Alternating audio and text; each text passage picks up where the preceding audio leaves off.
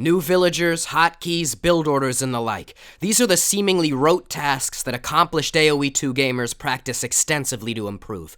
The moves that separate abstract strategy and concrete application, ideas into reality. But while the product of these thought-out conceptual strategies is what we see, what often gets lost in the ether are the players that are truly special yet lack the crucial micro-skills. The players who get home from a long day's work, throw the build orders aside, cast off conventional strategies, sip some blue coffee, and go for the unthinkable. My name is Welyn, and I'm here to narrate the legend of F2F. Now, it all began one fateful day when T90 found F2F in a game titled 1v1 Noob. Such a humble name for the greatness that would soon be unfolding. It was a casual casting stream. He joined and was initially greeted with a sight of villagers haphazardly strolling to a corner of the map to set up camp. Something that seemingly only a new player would do. Little did anyone know the complex machinations of this intricate master plan. Now, T90 is known for his low elo Legends series. In this series, he casts low elo games and tries to help people brush up on their novice level gameplay. So he continued on discussing the cons of this lumber camp at substantial length. The idle time, the lack of reason behind it. The world sat there agonizingly unaware that this player had a devious plan right from the very start. Whoa, why is Blue chopping wood over here? Yo!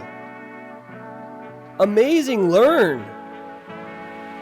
What? His base is over here. And he's chopping wood in the opposite corner? Why? This is some amazing learn, guys. Anyway, so I just want to get back to my point. Again, this is gonna be fun. I'll try and coach and we'll have some laughs at the same time.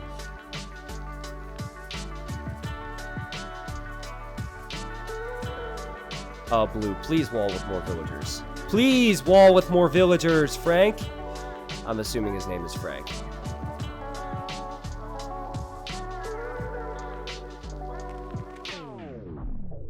The enemy was knocking on the door. Surely it was time for F2F to mount a defense. Red is the higher rated player? Nope, he's not. He's not. Blue, all Blue needs here is a siege workshop. Make a siege workshop, my friend. And also, keep creating villagers. I think both players are having some idle TCs. Yeah, they both have idle TCs. Can you imagine a juicy Mangonel shot there? Did I not hear a siege workshop? Yeah. Why here, Frank? He built a siege workshop forward. He's going on the offensive. But make one at home. These archers are going to go through your stone wall, man. Oh, God. You know what? This is next level. Hopefully he'll castle here instead of forward. Like, if there was some resources here, I would maybe get it. But what's the deal with this corner? You know what? Red will never expect it. It's like the Spanish Inquisition. But, dude, the crossbows are going to run right into Blue's base. He's going to panic with a castle or some fail here. Snagging relics. That's cool. Mangonel. Yo, he's gonna castle drop him, boys. He's gonna castle drop him. He doesn't care about those crossbows. Those crossbows are gonna do nothing. This was all part of the plan. Dude, drop it right here. No, it's gotta be more ballsy than that. Okay, well now you need some defense at home. For sure. Oh boy. Maybe he forgot. See, if he went, he doesn't know what we know, but I'm pretty sure that with 2 Mangonels and the castle here, it would go up. Oh, God. He's gonna get destroyed. Now, watch. Wouldn't it be funny if Red sends his crossbows back because he sees the military? Please tell me that's not gonna happen. Watch. The castle goes up. He'll get the attack noise. He sees the monks. He sees the Mangonels. Watch Red send his crossbows back. He's gonna freak out. Okay. Panic time. Panic time. What do you do? What do you do, buddy? He's still panicking. He's clicking.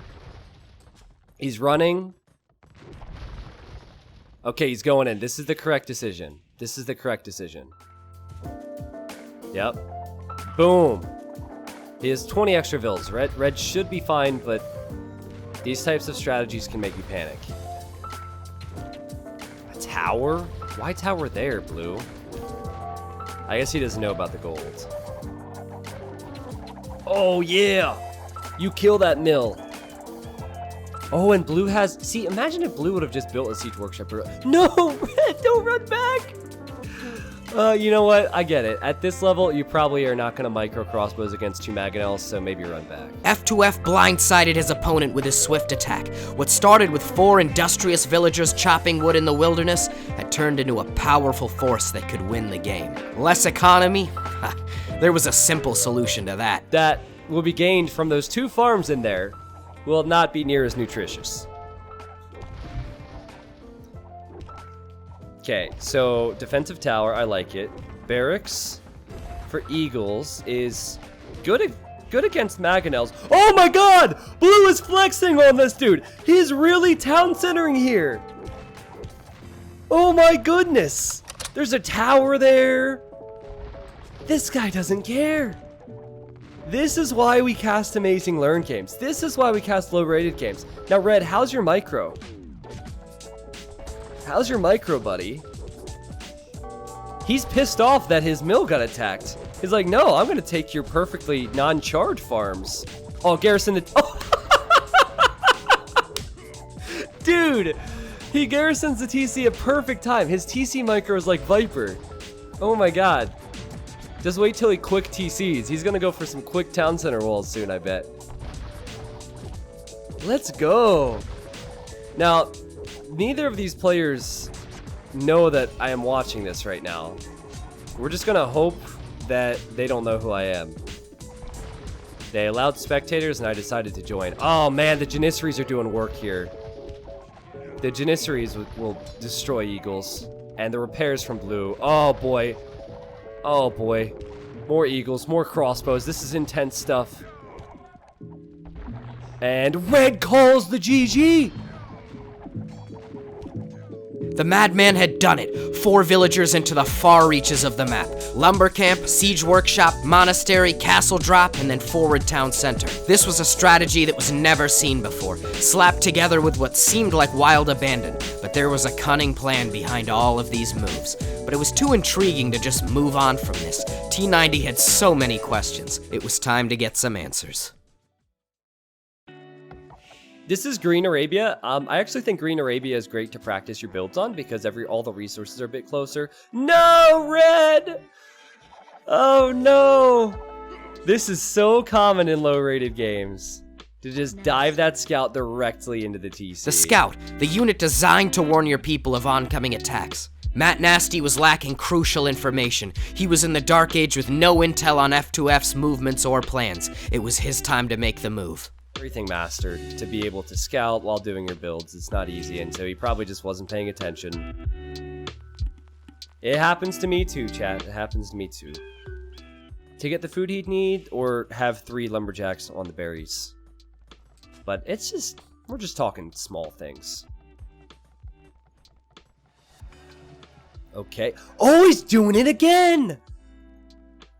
Yo! Does he do this every game? I think we found a new legend. Guys. This is Amazing Learn Part 2, I think. In the previous game, he built a lumber camp in the corner of the map. And then turned that into an eventual castle drop. And he scouted this corner more than he has scouted Red's base. What on earth, man? Amazing Learn. And that's when the realization hit. The Turks. This wasn't random either. This was the same civilization he'd used in the previous match. Was there a theme to this madness? Alright. I think Red's is gonna boom, too. Oh, wait, a barracks. Well, he needs barracks before he can make a stable or archer range. The crazy thing about Blue as well, first off, he has to click up. He did this last time, too. You have your buildings. Click up to Castle Age, Frank. Why does he not click up? Either create villagers out of your town center or click up to the next stage. It's funny how consistent he is with these things from game to game. I am so going to go through this guy's profile. I'm going to creep on all of his games tonight. It's funny when people are like, T90, what do you do when you're not doing Age of Empires? And I'm like, if I were to tell them, I would have to admit that I spend hours looking at recorded games and looking at Voodly profiles for YouTube content. But instead, I'm going to say I like walks and I like to watch The Office. Okay, so a straight 3 town center boom for Red. Where's his scout? Oh yeah, his scout's dead. That really hurts. Okay, so Red will gain a huge economy lead, just like in the previous game. And funny enough, I think Blue's going to do the nasty to Matt Nasty here if Matt doesn't scout this somehow. Blue really needs to use the scout and pick his spot wisely if he does go for the castle drop. You can't just run in there like a chicken with his head cut off. Why is he scouting the back corner? Why here? Oh boy, don't fall off the edge of the... Okay, he almost fell off the edge of the earth. Why is this corner so important to him? Why not scout Red's base? There's a lot of deer over here. Okay. Now what?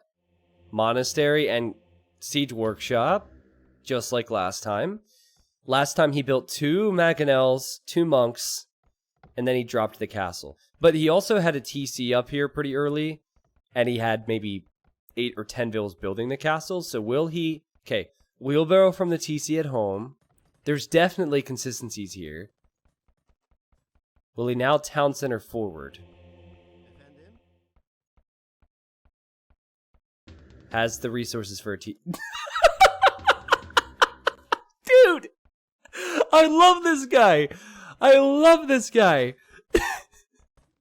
No, he's not going to town center back here. He's going to town center right next to the guy's main stone. Gotcha. Gotcha. Amazing learn. Now, where is his scout at? Where did it go? Did it die? Oh, it's high. It's right there. Okay, I couldn't see it. This guy's 1400. But last time he killed a guy who had 20 more vills than him because the strategy surprises people so much. Basically, Red needs to have some form of military to pressure Blue. He's not scouted anything either. Oh my goodness, look at this. Red has no clue. Also, all of this terrain, that's a spec bug. That is not the case for Red. Just so you know. Shh. Red can see the trees being chopped, though. Blue, you see that? Back up. What? Okay, this attack is going to come earlier than he anticipated. Oh. Surprise! Oh, he attacked the house. Attack the villager next time. Surprise! Red's like, what? Excuse me? Oh, Blue, buy the stone and just go for the castle now, buddy. Buy the stone and go for the castle now. Red could panic and lose this game. He's getting heavy plow. Of all the things to do in this moment, why would you go to your mill, which is right next to your TC, and research heavy plow? Why heavy plow? You have like 5 farms. Come on. Come on, buddy. Okay, Red's gone for a defensive siege workshop. This is especially good as Celts. But he's in panic mode, right? At this level, players don't know what to do. They're like, ah, stop touching me. Now pretty much what he should do is you should buy stone, build his own castle, maybe in front of the siege workshops, in front of the gold, and then defend with mangonels. Now Blue is castling him here. Now, what's weird about this play is this is not the best time for all of this. Oh, good light cav with some heavy damage output. Funny enough. Red is housed. He's panicking. This is gonna work again. It's like how Fatslab always walls on Black Forest. F2F always chooses Turks, and he always TCs right where the other guy had a TC. He did this the previous game as well. This is his build order. This guy's a legend. All he had to do was join a random game today to find a new legend.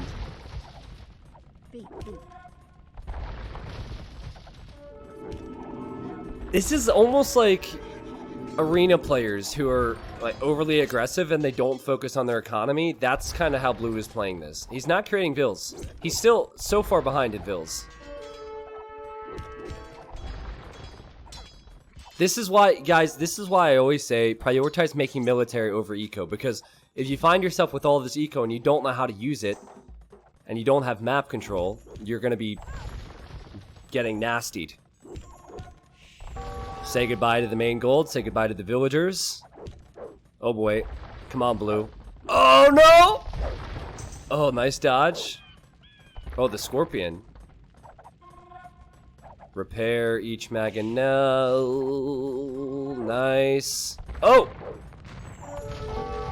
And now the scorpion will die. Again, big mistake for Red is to just not buy his own castle. Buy your own castle. You could have built it on the front. Oh, the micro from Blue. Look at him go. All right. The whole world is watching you, Matt Nasty. Oh, he's watching you against the legend. Oof. Nice. Janissaries are insane versus Mangonels. You can't really use your own Mangonels to fight. The Janissaries long term, you just had to use it to buy time and get your own castle up. I like how he's using the monks to heal the Janissaries. Oh boy. Oh. He's shooting the farms, funny enough. It's 46 pop versus 68. I think Red's gonna resign. I think Red is gonna resign. This guy is an absolute legend. If he doesn't play more today, we're going through all of his recorded games. We have found what we are doing for the rest of the night. I love this about Age of Empires. There's so many players who have their own unique little style. Look at the micro again. Just all in YOLO. Forward town centers, he's not even creating vills out of them. You guys will get a taste of what I do to find legends. Okay, Red, cancel. Look at the panic. He's now like, oh, I've lost one siege workshop on the front. Let's make another one. Is he about to click up to Imp as well? If he clicks up to Imp and loses his Imp TC to this, it'd be so ridiculous. Blue's gonna drop another castle on him pretty soon. Oh, Red is still housed. He doesn't have pop space. This is panic mode, boys and girls. Panic mode. The pressure. Makes sense to make 4 siege workshops because the others didn't work. Yeah, it's all panic. He's like, what can I do against this? It's kind of tough, right? Turk, Mangonel, Monk, Janissary is really hard to deal with. Knights is not the answer, though. The answer was to build a castle, and then go Imp with your extra economy, and then figure out some strats from there. He's trying to think of anything. Celts don't have... you can't even make skirmishers or archers against Janissaries because of the Mangonels. So again, Janissary Mangonel push is almost unbeatable. Red just had more economy and he had to keep that working in his favor. Oh my god, if Blue builds a castle where the TC was, oh, I'm disappointed. I hope he cancels it and builds it here. That would be so funny. This is still the castle I expected earlier. All those villagers, but they're idle, and they're not accomplishing anything for you, Red. Knights get shreked by the Jans. There's the market. The Red's been selling wood. This game's over. This game is over. And Mad Nasty calls the GG. F2F does it again. This is his build.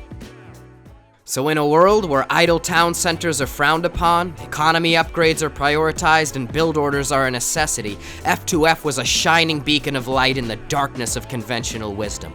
A pioneer for noobs with aspirations of greatness, breaking free from the confines of traditional gameplay. Something very special had been witnessed today, the rise of a new paradigm, F2F, an Age of Empires 2 legend.